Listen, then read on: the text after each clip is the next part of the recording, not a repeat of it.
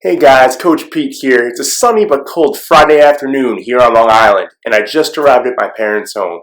Every Tuesday and Friday, I help my grandmother rehab from a hip replacement surgery she had over the summer, and I work with my dad in improving his heart health. So, if you couldn't guess from that statement, he has a heart condition.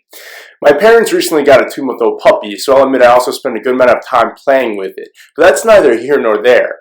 Today I want to talk about a client interaction I had yesterday. I have a client who's on my nutrition program, and she was telling me how she was having a rough day dietarily. She'd had an unpleasant experience at work and had turned to her usual comfort foods containing massive amounts of sugar for relief. We've all been there, right?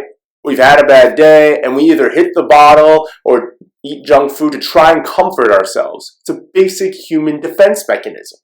The problem with doing this is that while it may help you to feel better in the moment, the hangover or the weight gain will make you feel even worse about your situation. Depending on the severity of the binge, things can begin to spiral out of control quickly.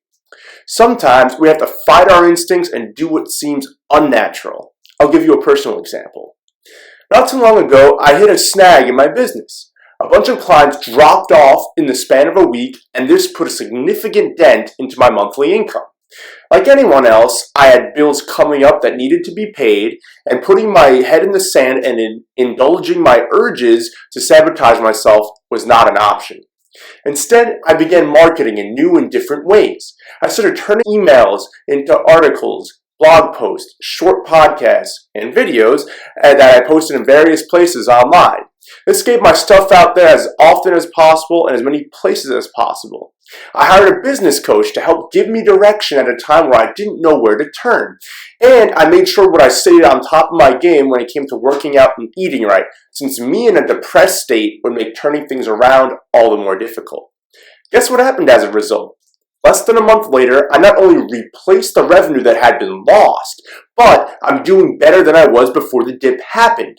I'm working on ways to create a recurring revenue stream so that when the next inevitable dip occurs later this year, it doesn't affect me all that much. Why do I share this with you? Because I too could have just given up and indulged my self-pity with junk food or booze.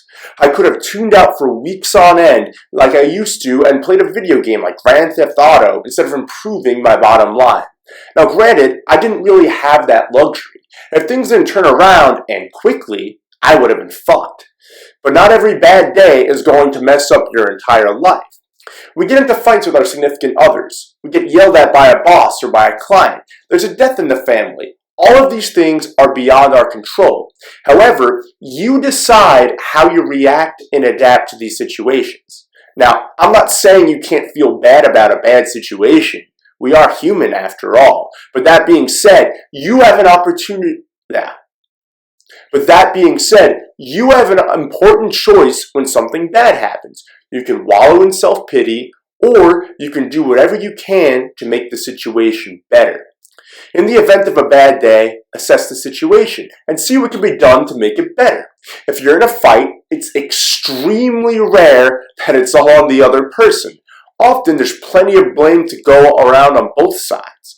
Express your displeasure in whatever the other person said or did, but also express that you heard the other person's side and that you'll do everything you can to get better on your end. If your performance is being questioned, whether it's at work, by a client, whoever, hear what seems to be lacking and figure out how to fix it. Practice makes perfect after all. If the junk food or booze is calling, hit a hard workout instead. Exercise releases the same levels of dopamine in the brain as eating a chocolate bar or a pint of ice cream, and it does your body a hell of a lot better. Moral of the story?